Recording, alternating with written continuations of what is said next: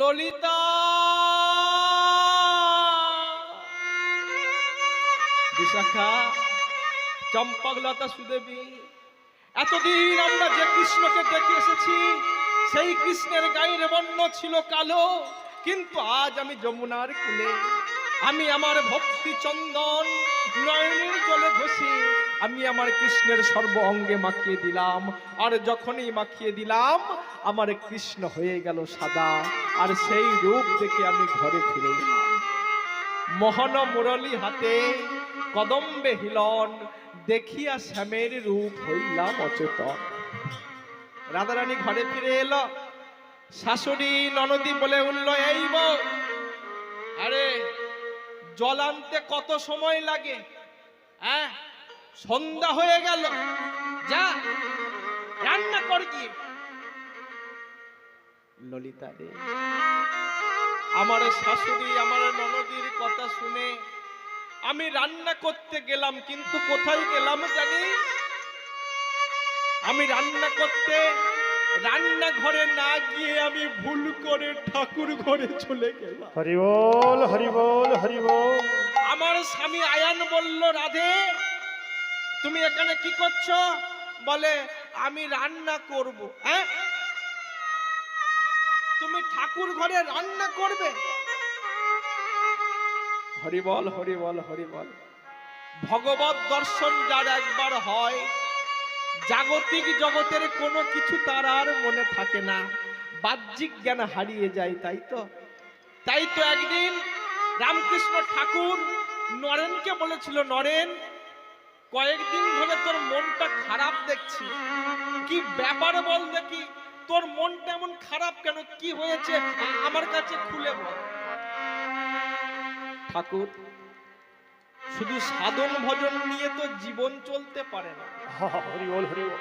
আমি দত্ত বাড়ির ছেলে, কায়েদ ব্রাহ্মণ ঘরের ছেলে। আমি যুক্তি পছন্দ করি, যুক্তিটা ভালোবাসি।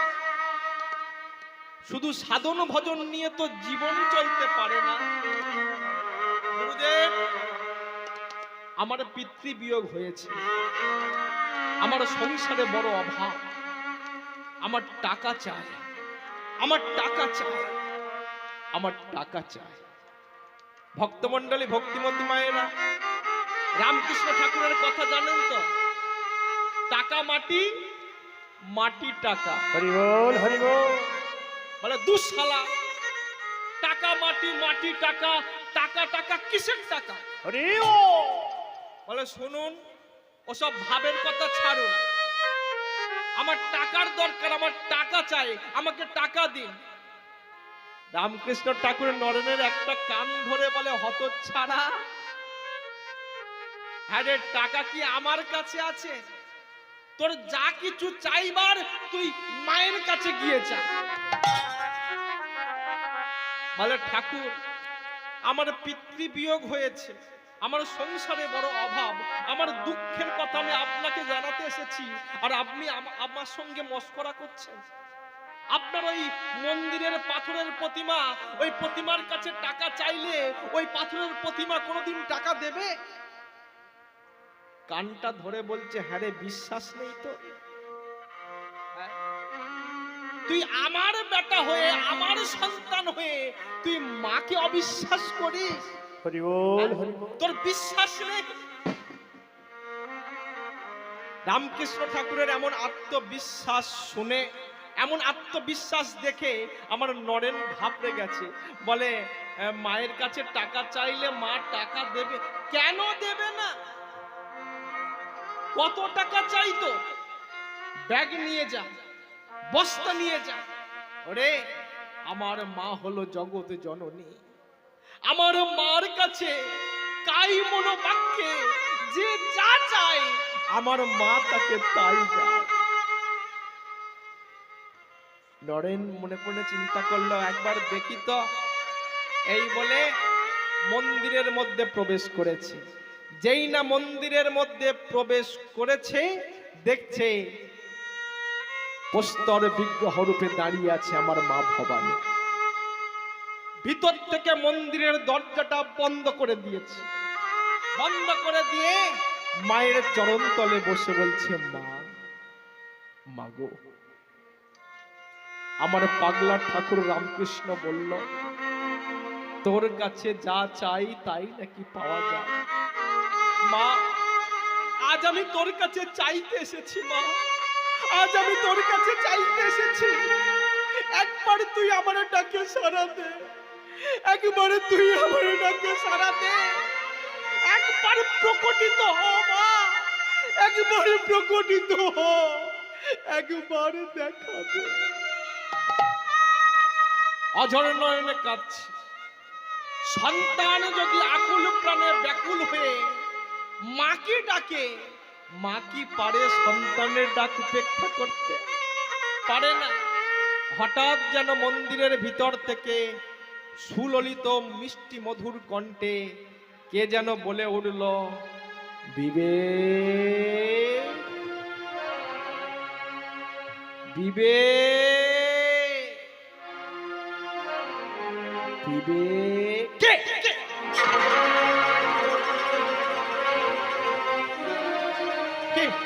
কে কে কে এমন করে আমায় নাম ধরে ডাকছো? কে কে কে তুমি? বিবেক, আমি বিবেক। আমি কে তুমি? আমি আমি মা ভবানী। মা, কোথায় তুমি? আমি তো তোমাকে দেখতে পাচ্ছি না। কোথায় তুমি? বোকা ছেলে, এই তো আমি, এই তো আমি। মা, মা, তুমি তুমি কথা বলছো মা? তুমি কথা বলছো মা? তুমি কথা বলছো? তুমি কথা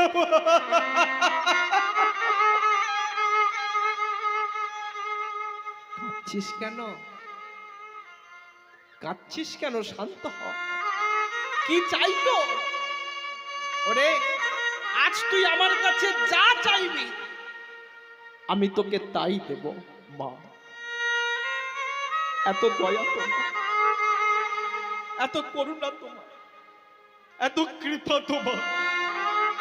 আমি না ডাকতে তুমি আমার সামনে এসে দাঁড়িয়েছ। মা, মা, আমি ধন চাই না, আমি বিষয় চাই না, আমি বৈভব চাই না, আমি সম্মান চাই না, ইন্দ্রত্ব, কবিরত্ব, পূর্ণত্ব আমি কিছু চাই না। মা, দিতেই যদি হয় তাহলে আমার জ্ঞান দে, আমায় ভক্তি দে, আমায় জ্ঞান দে, আমায় ভক্তি দে, আমায় জ্ঞান দে, আমায় ভক্তি।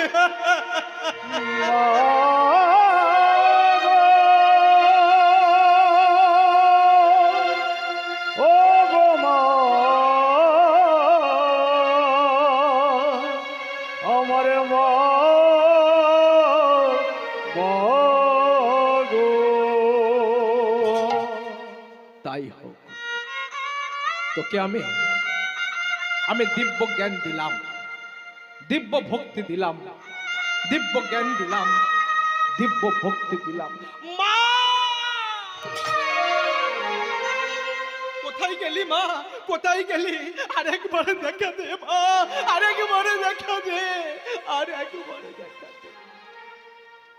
চোখের জল মুছতে মুছতে যেই না মন্দিরের দরজাটা খুলেছে, দেখছে পাগলা ঠাকুর শ্রী রামকৃষ্ণ দাঁড়িয়ে আছে। কিরে শালা, মা টাকা দেয়নি? তুই তো টাকা চাইতে মায়ের কাছে গিয়েছিলি, টাকা কই তো? ঠাকুর, আমি টাকা চাইতে পারিনি ঠাকুর, আমি টাকা চাইতে পারিনি। তবে তুই কি চেয়েছিস? এ নরেন, তুই আমার মার কাছে কি চাইলি? এ নরেন, বল না, আমার মার কাছে তুই কি চাইলি? ঠাকুর, মা যখন আমার সামনে এসে দাঁড়ালো, আমি মায়ের কাছে বললাম, মা, আমি ধন চাই না, আমি সম্মান চাই না, ইন্দত্ব কবিরত্ব বরুণত্ব আমি চাই না। এই জাগতিক জগতের কোনো কিছু আমায় দিতে হবে না। দিতেই যদি হয় তাহলে আমাকে জ্ঞান দে, আমায় ভক্তি দে, আমায় জ্ঞান দে, আমায় ভক্তি দে। সেদিনই রামকৃষ্ণ ঠাকুর নরেনকে বুকে জড়িয়ে ধরেছিল, এই তো আমার বাপের বেটার মতো বেটা, এই তো তোর চৈতন্য হয়েছে। ওরে, একবার যার ভগবত দর্শন হয়, ভগবত দর্শন যার একবার হয়, জাগতিক জগতের কোনো কিছু তার আর মনে থাকে না। হরিবল হরিবল হরিবল। তাই আজ শ্রীমতী রাধারানী যমুনার কূলে আমার গোবিন্দের রূপ যখনই দর্শন করলেন, তার বাহ্যিক জ্ঞান হারিয়ে গেল।